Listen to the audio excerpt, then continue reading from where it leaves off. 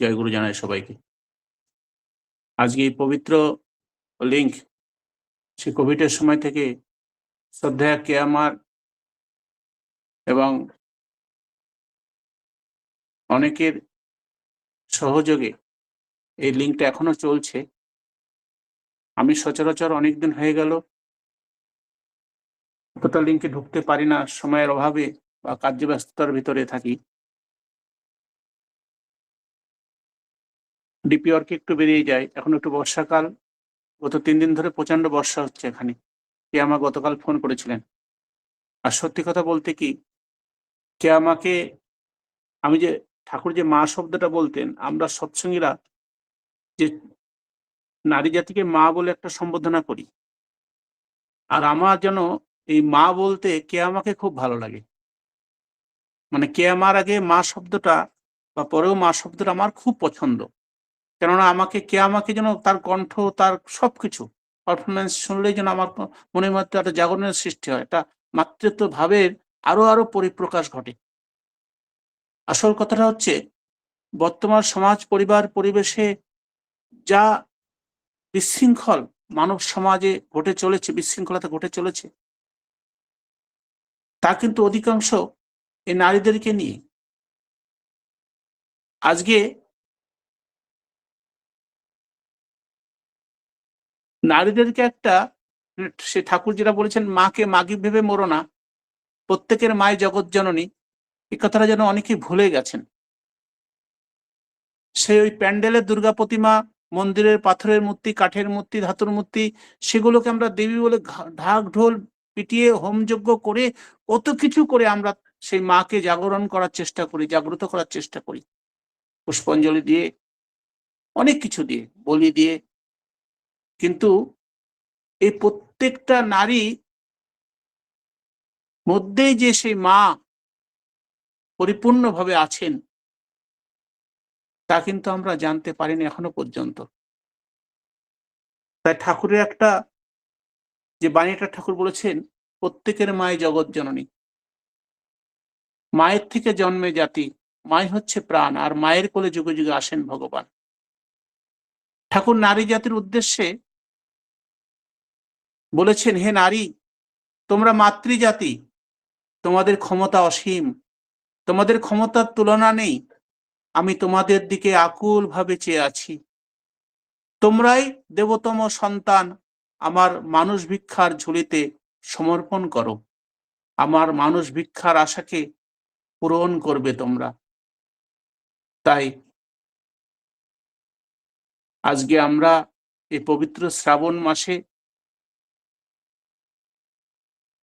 শ্রী শ্রী বড়মার আবির্ভাব মাস। আমার বাড়িতেও গত বৃহস্পতিবার মাতৃসম্মেলনী ছিল, আমার বাড়িটা উপযোজনা কেন্দ্র।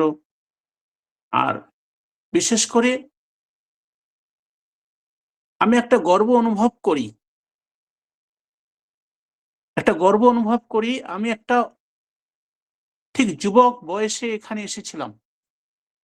যখন সেই মুহূর্তে, যখন আমাদের যুবকদের হাতে টাকা পয়সা আসে, আমরা যখন বেকারত্ব দূর করে যখন একটু সম্পদের অধিকারী হয়ে থাকি, যখন আমাদের পিছনে কোনো অভিভাবক থাকে না, সেই সময় বাবা মা কাছে ছিল না, বন্ধু বান্ধব ছিল না, এখানে নতুন পরিবেশে টাকা পয়সা পেয়ে মানে আকাশে উঠতে ইচ্ছে করে, বা অনেক সবারই না, কিছু যুবকদের, যে আমি এই করেঙ্গা তেই করেঙ্গা। কিন্তু আমার জীবনে আমি দীক্ষাটা নিয়েছিলাম বলে, আমার জীবনে একটা গাইড মাস্টার লিভিং আইডিয়াল পেয়েছিলাম বলেই আমার জীবনকে উচ্ছৃঙ্খল করতে আমি নিজেকে সংযত করে রাখতে পেরেছিলাম। আর তার একমাত্র কারণটাই হচ্ছে আমার এই দীক্ষা। আমি যেদিন থেকে দীক্ষা নিয়েছিলাম, সেদিন থেকেই পরিবর্তনের জন্য প্রত্যেকটা মুহূর্তে নিজেকে পরিবর্তন করার চেষ্টায় আমি তৎপর থাকতাম। আমি অভিজ্ঞতায় বলতে পারি, প্রত্যেকটা মুহূর্তে, প্রত্যেকটা ক্ষণ, প্রত্যেকটা দিন আমি যেন নিজেকে অ্যানালাইসিস করি, আমার মধ্যে কোনটা ভুল, আজকে কি করে ফেললাম, ওটা বলা ঠিক ছিল না, ওইভাবে বললেই হয়তো ঠিক হতো। ঠাকুর তো এমন করে বলতেন না। তাই আজকে আমরা বা আমি নিজে, আমি যে জায়গাতে দাঁড়িয়ে আছি এই বিদেশের বুকে একটা পাইক জাতির এলাকায় এখানে আমি আছি। আর এরা খুব ভাবে মানে শক্তিশালী এলাকা। এখানে বাইরের মানুষরা কেউ বসবাস করতে পারে না। বড়, বড় অফিসাররা তাদের ট্রান্সফার নিয়ে তারা চলে যান। ইভিন এবং এখানে একটা যে ব্যাংক ছিল, একটা ব্যাংক আপনারা ভাবুন, একটা ব্যাংক রাতারাতি লরি করে তারা ব্যাংকের জিনিসপত্র নিয়ে ট্রান্সফার করে ব্যাংকটাকে অন্য জায়গায় চলে যায়। দিনের বেলায় মার্ডার হয়। মানুষগুলো যেন কথা শুনতে চায় না। এরা, আমার অভিজ্ঞতার কথা, অনুভূতির কথা আমি বলতে চাচ্ছি আপনাদের কাছে। এরা মাংস, ছাগল কেটে গলায় যে মাংসটা কাটলে, ছাগল কাটলে যে রক্তটা বেরোয়, সে রক্তটা গামলার মধ্যে বা এর মধ্যে রেখে দিয়ে জমিয়ে চচ্চড়ি করে খায়। সেই উদ্যত্ত এলাকাতে যখন আমি আসলাম, তখন আমি একটা কথা ভাবলাম যে আমি মানুষ হব আগে, তারপরে আমি সবাইকে বার্তা দেব, আমার ঠাকুরের কথা বলবো। যখনই আমি ওই সাদা ইউনিফর্ম পরে দীক্ষার মাত্র ১ মাসের মধ্যে ৭-৮ জন ঋত্বিক থেকে একটা সৎসঙ্গের আয়োজন করেছিলাম, তখন আমাকে এই গ্রামের 70 থেকে 80% লোকরা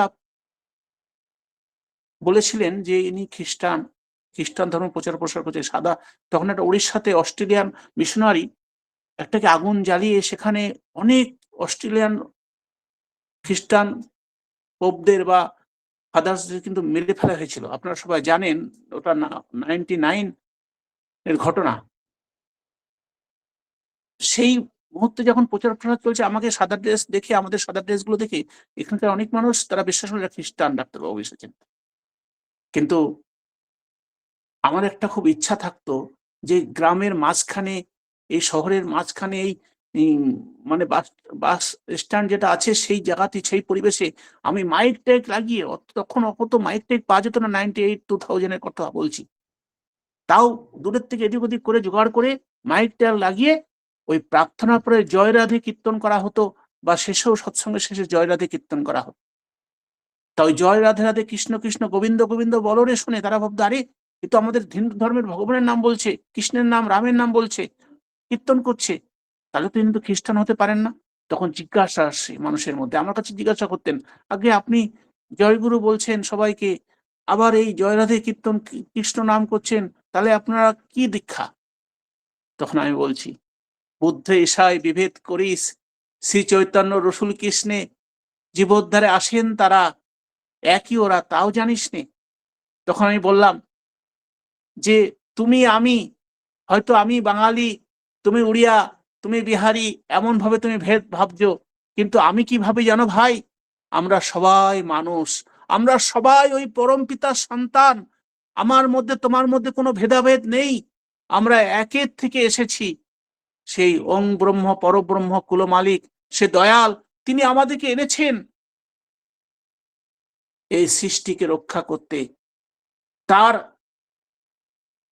পথে চালিত করতে, আমাদেরকে আমাদেরকে একটা সুন্দর মহামানবে পরিণত করতে তিনি এসেছেন, এবং আমাদেরকে তিনি ভালোবাসেন বলে তিনি নরতনু ধরে অনেকবার তিনি ধরাধামে বিরাজ করেছেন, অনেক কষ্ট সহ্য করেছেন।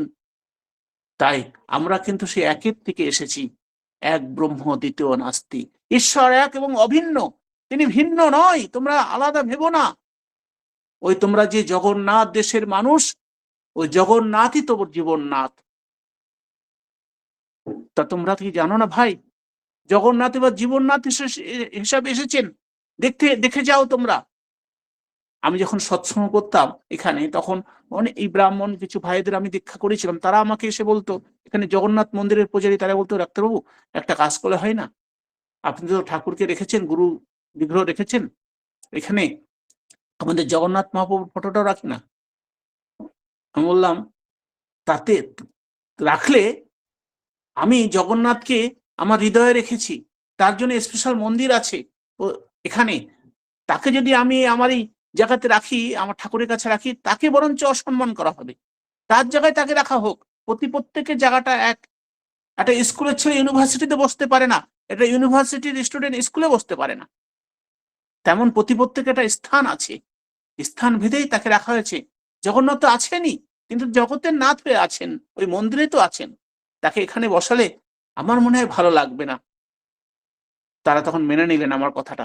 বললাম, বসো না, দেখো ওই যে খালি দেহে বসে আছেন পৈতা পরে, একটা ধুতি পরে, ওর মধ্যে তুমি জগন্নাথকে দেখবে তোমরা সবাই। সেই ভাব জাগ্রত করো।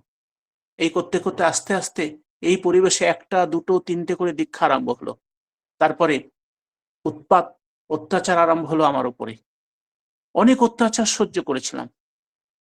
করতে করতে করতে করতে আমি তখন ভাবলাম, কোনো আইনের আশ্রয় নেব না, কোনোভাবে মানুষকে শাস্তি সাজা দেব না। খালি হাত জোর করে সবাইকে বলতাম, জয় গুরু, কি দরকার, অসুখ বিসুখ আছে, বাড়িতে কোনো অসুবিধা আছে, আমি সাহায্য সহযোগ করব। আর প্রত্যেক মাসে আমার একটা, আমি এখানকার মানুষকে আকর্ষিত করার জন্য, ঠাকুরের প্রচার প্রসারের জন্য এখানে প্রত্যেক মাসে একটা বিশাল বড় আনন্দবাজারের সঙ্গে এই মানে ভান্ডারের ব্যবস্থা করতাম, এবং 400-500 মানুষকে প্রত্যেক মাসে ডেকে, মানে যারা অদীক্ষিত তাদেরকেও নিমন্ত্রণ করতাম, এসে খেয়ে যাও। আর আস্তে আস্তে আস্তে দীক্ষার প্রচার প্রসার এখানে বাড়াতে থাকলাম। বাড়তে বাড়তে এমন জায়গাতে এই দীক্ষাটা পৌঁছালো, এখন বর্তমান ডিপি ওয়ার্কে আমাদের কালাহান্ডি ডিস্ট্রিক্ট এবং এখানে 4টে শ্রীমন্দির গড়ে উঠেছে। এবং আমার মানে কি বলবো, আমি এখানে এসেছি, আমি একাই বাঙালি, তা আমি পূজনীয় অবিন্দার প্রোগ্রাম, আমার এখানে একটা সেটিং হয়েছিল ডিস্ট্রিক্টের, যিনি এখানে হেড আছেন, তিনি আমাকে 15 দিন আগে বলেছিলেন, অসীম ভাই তোমার ওখানে প্রোগ্রাম করব। তা যখন আমি আনন্দ উৎফুল্ল হয়ে, চারিদিকে প্রচার প্রসার চলছে, কেন্দ্র মন্দিরটা আমাদের কমপ্লিট হয়নি, এখনো ছাদ পড়েনি, পড়বে। তবে সেই সময় তার পূজনীয় অবিন্দা আসবেন, বা ইষ্ট পরিবার আসবেন, পূজনীয় অবিন্দা আসবেন জানি না, ইষ্ট পরিবারে কেউ আসবেন। আচার্যদেব গত বছর 2025 ডিসেম্বরে 12 তারিখে আমাদের এখানে পদার্পণ করেন, এবং ডিসেম্বর 11 তারিখে রাত্রি যাপন করে 12 তারিখে প্রোগ্রাম সব আরম্ভ হয়ে যায়। হঠাৎ 3 দিন আগে আমাকে জানালেন, তোমার ওখানে প্রোগ্রামটা ক্যান্সেল হয়ে গেছে, তোমার ওখানে যাবেন না তারা, রাস্তা চেঞ্জ হয়ে গেছে, ম্যাপটা চেঞ্জ হয়ে গেছে। আমি তখন দুঃখিত হয়ে, চারিদিকে প্রচার প্রসার হয়ে গেছে, প্যান্ডেলের আয়োজন হয়ে গেছে, প্রায় প্যান্ডেল হাফ কমপ্লিট হয়ে গেছে। তারপরে মানুষকে নিমন্ত্রণ করে ভান্ডারের ব্যবস্থা সব করা হয়েছে, সবাই আসবে, সেদিন কি করবো, 72 ঘন্টা আগে কাকে বারণ করব। লজ্জিত হয়ে মানে চোখে জল নেই, হৃদয় খালি কাঁদছে। ঠিক যেদিন প্রোগ্রাম 12 তারিখে সবাই এসেছেন, অনেক ভক্ত, হাজার হাজার, প্রায় 1000 উপরে ভক্তরা এসে বসেছেন সকাল থেকে। ইষ্ট পরিবার কখন আসবেন, আমি কাউকে বলিনি আসবেন না বলে। তাই ভক্ত আর ভগবানের পরীক্ষা। আমার এখান থেকে বলাঙ্গীর ডিস্ট্রিক্ট মাত্র 52 কিলোমিটার, ডিস্ট্রিক্ট হেডকোয়ার্টার শ্রীমন্দির। আমার পাশে 13 কিলোমিটার দূরে একটা কেন্দ্র মন্দির ওপেনিং করছেন পূজনীয় অবিন্দা, তার পার্শ্বদেরকে নিয়ে।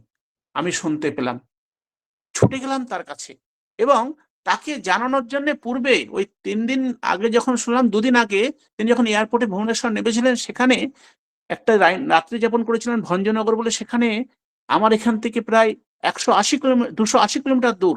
আমি কতজন গুরু ভাইদেরকে নিয়ে সেখানেও নিবেদন করতে গেছিলাম। ভাগ্যচক্রে নিবেদন হয়েছিল না, অনেক রাত্রে পৌঁছেছিলেন তারা, এবং আমি না নিবেদন করে চলে আসতে হয় সেই রাত্রিরে, এবং আয়োজন চলছে। কিন্তু সেই মুহূর্তে আমি যেন ছুটে গেলাম পূজনীয় অবিন্দার কাছে, কিছু গুরু ভাইদেরকে নিয়ে, 8-10 জন গুরু ভাইদেরকে নিয়ে, ঠিক সেই রিসরা যেখানে কেন্দ্র মন্দির ওপেনিং হচ্ছে, তখন বাজে ঠিক 10:30। তার পায়ের তলা লুটিয়ে পড়লাম, নিবেদন করলাম। শুনে আমাকে বলেন, আপনি বাঙালি? আমি বললাম, আজ্ঞে হ্যাঁ। কোথায় থাকেন?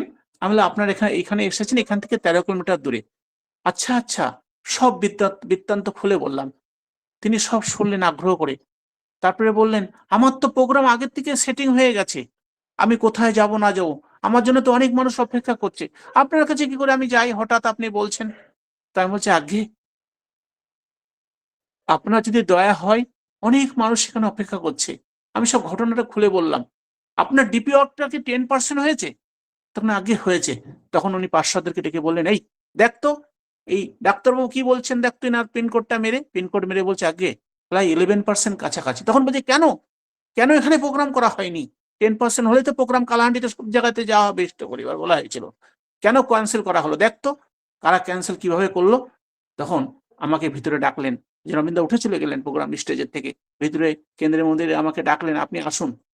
আমি গিয়ে প্রণাম করতেই পার্ষদ যারা ছিলেন তারাও দাঁড়িয়ে আছেন, সবকিছু ইয়ে করে উনি তখন বললেন, এই তোরা গাড়ি নিয়ে সব বেরিয়ে যা ডাক্তারবাবুর ওখানে, যে সব এই কর, আমি আসছি। কি বলবো দাদারা মায়েরা, জীবনে যদি আমি আমার শেষ দিন পর্যন্ত যদি কেউ বলে জীবনে পরম আনন্দ কি জিনিস, তা আমার সেই দিনটা ওই 12ই জানুয়ারি 2025, এই 12ই ডিসেম্বর 2025 ছিল আমার জীবনে শ্রেষ্ঠ আনন্দময় দিন।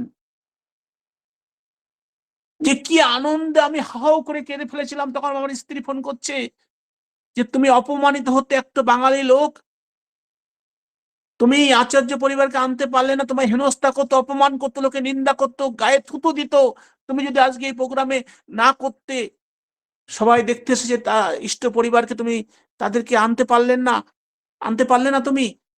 তাই এই মনে একটা দৃঢ় ইচ্ছা ছিল, তার প্রতি ভালোবাসা শ্রদ্ধা যা ছিল মনে প্রাণে সবকিছু তার চরণে নিবেদন করেছিলাম, প্রভু তোমার ইচ্ছাই পূর্ণ হোক।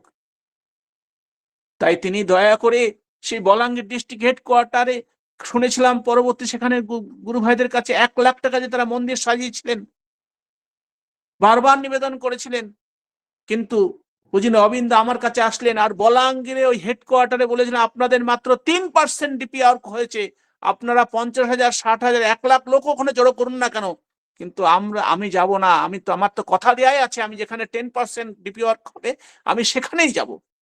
তাই আমার কাছে এসেছিলেন, 5 মিনিটের জন্য আমি তাকে নিবেদন করেছিলাম একটু দর্শন দিয়ে চলে যাবেন, তিনি কিন্তু 5 মিনিট নয়, 2 ঘন্টা ধরে তিনি সবাইকে চকলেট বিতরণ করেছিলেন।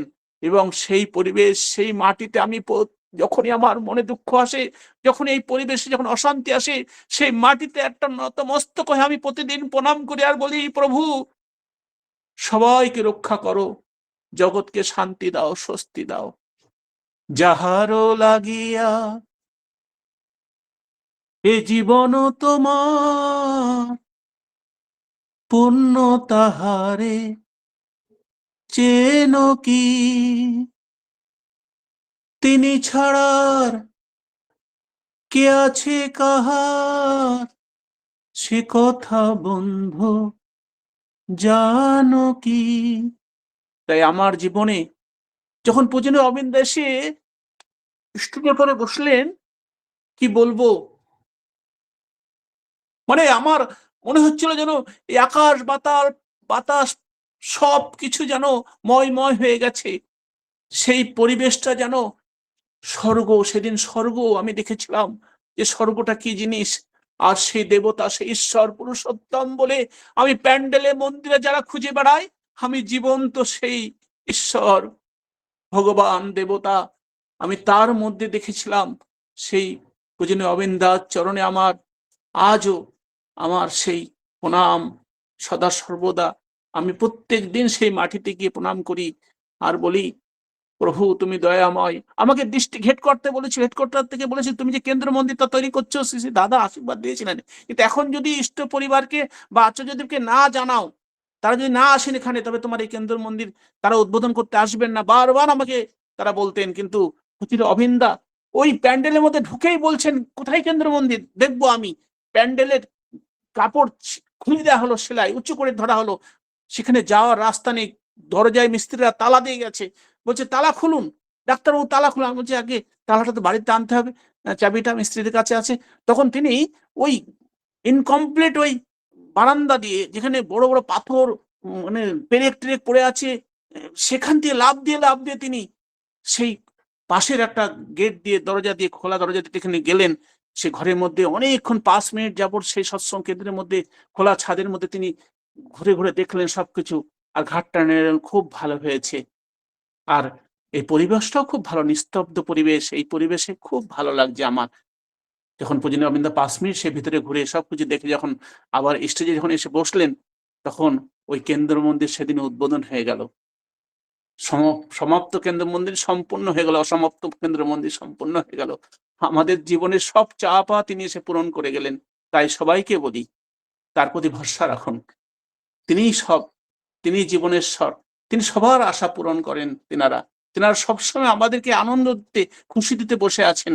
তাই নিরাশ হবেন না, ভরসা হারাবেন না, বিশ্বাস করতে হবে। মনের মধ্যে সেই ভাব ভক্তি জাগ্রত করতে হবে। তিনি সদা সর্বদা আছেন। ব্রহ্মমার্গ প্রদর্শকং প্রেম ভক্তি বিনায়কম শান্তি স্বস্তি বিধায়কম আচার্যং পূর্বরং নৈমি। জয় গুরু সবাইকে।